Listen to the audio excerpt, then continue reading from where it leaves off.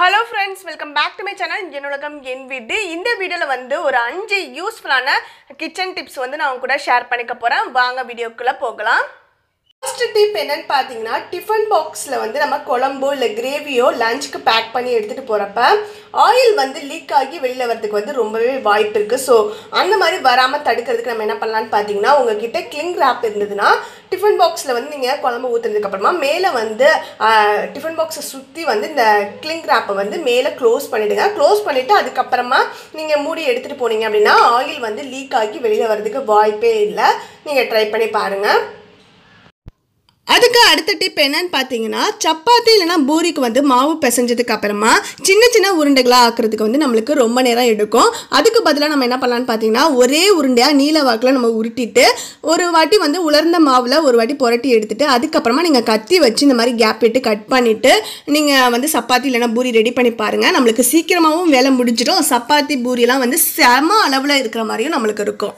அடுத்த டிப் என்னன்னு பார்த்தீங்கன்னா வெங்காயத்தை நம்ம பஜ்ஜி செய்கிறதுக்காகவோ இல்லைனா வந்து ஃபங்க்ஷனில் ஏதாவது டெக்கரேட் பண்ணுறதுக்காகவோ நம்ம ரவுண்டாக இந்த மாதிரி கட் பண்ணுறப்ப தோலை உரிச்சிட்டு நம்ம கட் பண்ணோம்னா நம்மளுக்கு அப்படியே உதிர்ந்து போயிடும். அந்த மாதிரி உதிராமல் ரவுண்டாக அந்த ஷேப் மெயின்டைன் பண்ணி அந்த பஜ்ஜி அப்படியே அந்த ரவுண்ட் ஷேப்லேயே நம்மளுக்கு கிடைக்கணும்னா வந்து நம்ம தோலை உரிக்காமே நம்ம வெங்காயத்தை வந்து கட் பண்ணிவிட்டு அதுக்கப்புறமா அதை சுற்றி இருக்க அந்த தோலை நீங்கள் வந்து ரிமூவ் பண்ணிட்டீங்க அப்படின்னா வந்து உங்களுக்கு அந்த ஷேப் மாறாமல் சேம் அதே ரவுண்ட் ஷேப்லேயே அப்படியே இருக்கும். ஸோ நம்மளுக்கு வந்து பஜ்ஜி வந்து ரவுண்ட் ஷேப்பில் இருக்கும். நம்ம டெக்கரேஷன் பண்ணுறதுக்கு ரொம்பவே வந்து அழகாக நம்மளுக்கு பார்க்குறதுக்கு அந்த ரவுண்ட் ஷேப் மெயின்டைன் ஆகி கிடைக்கும். ஸோ நீங்கள் இதை ட்ரை பண்ணி பாருங்கள். அடுத்ததாக கத்தியில் படிஞ்சிருக்கிற அந்த கரையை எப்படி போக்குறது அப்படின்றத பார்க்கலாம்.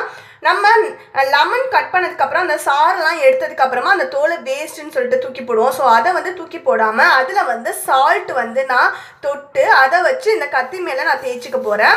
தேய்ச்சிட்டு நல்லா வந்து ஒரு 2 மினிட்ஸ் அப்படியே ஊற விட்டுட்டு திருப்பி நல்லா நீங்கள் வாஷ் பண்ணிட்டாவே வந்து அந்த கரை எல்லாமே போயிட்டு நம்மளுக்கு வந்து நைஃப் நல்லா புதுசு போல் மாறிடும்.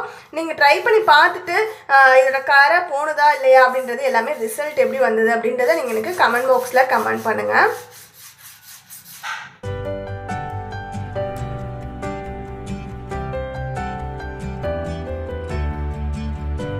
அடுத்த டிப் என்னன்னு பார்த்தீங்கன்னா சமையலுக்கு யூஸ் பண்ணுற ஆயிலெலாம் ஊற்றி வைக்கிற கண்டெய்னர்ஸில் வெளிப்பகுதியில் வந்து கையில் எடுக்க முடியாத அளவுக்கு வந்து நம்மளுக்கு பிசுக்கு ஏறிடுச்சு அப்படின்னா அதை வந்து நம்ம எப்படி க்ளீன் பண்ணுறது அப்படின்றத இந்த டிப்பில் வந்து பார்க்கலாம். இதுக்கு வந்து நான் கொஞ்சமாக அரிசி மாவை வந்து எடுத்து வச்சுருக்கேன். இதை வந்து அரிசி மாவை வந்து நம்ம அந்த கண்டெய்னர்ஸோட வெளிப்பகுதியில் வந்து இப்படி அப்ளை பண்ணிக்கலாம்.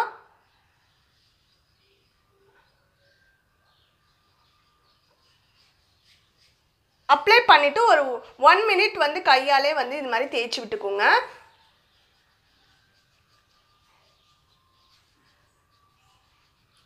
தேய்க்கிறப்பவே வந்து நம்மளுக்கு அந்த கண்டெய்னர் மேலே இருந்த அந்த பிசுக்கு எல்லாமே எடுத்துகிட்டு வந்துடும்.